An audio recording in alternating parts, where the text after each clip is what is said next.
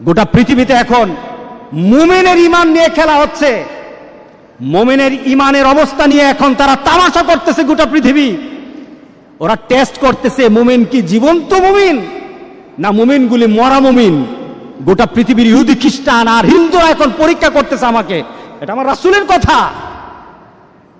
মরে দেখো তোমার শান, তোমার মর্যাদা, তোমার অবস্থান, তোমার ক্ষমতা, তোমার অর্থ, মরে দেখো।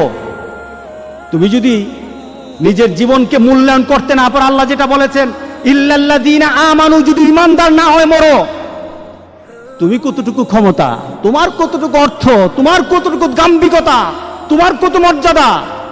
ফেরাউন, সাদ্দাত, নমরুদই তো দুনিয়াতে থাকতে পারে নাই। কথা ঠিক আছে কিনা বলেন? ফেরাউন, সাদ্দাত, নমরুদই তো দুনিয়াতে নাই। আছে নাকি? ফেরাউনের বাড়ি আছে, সাদ্দাতের বাড়ি আছে, সম্পদ ছিল কিনা বলেন? সবই তো ছিল। কিন্তু তারা কি লাভবান না ক্ষতির মধ্যে আছে? ক্ষতির মধ্যে আছে। আল্লাহু আকবার, আল্লাহু আকবার। ইল্লাল্লাযীনা আমানু, যারা ঈমানদার, আল্লাহ বলেন তার কোনো ক্ষতি হবে না। একটা মুমিন যদি চিন্তা করে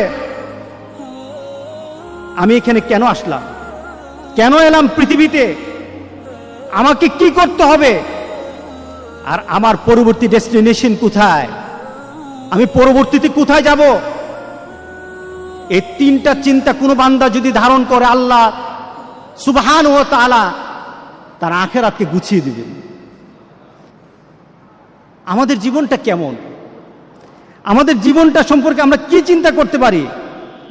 কোনো ব্যক্তি হাতের মধ্যে বরফ নিল, বরফটা হাতে ধরে রাখলে সে যতক্ষণ পর্যন্ত বরফের দিকে তাকিয়ে থাকে, সে চিন্তা করে আমার ব্যবসা হবে, আমার হাতে বরফ আছে। বলেন তো দেখি বরফ কি থাকবে? হ্যাঁ, ধরে রাখুন তো বরফ, কতক্ষণ পর কি হবে? বরফ আর পাওয়া যাবে না, বরফ আর থাকবে না তার হাতে। মানুষের জীবনটা তেমন।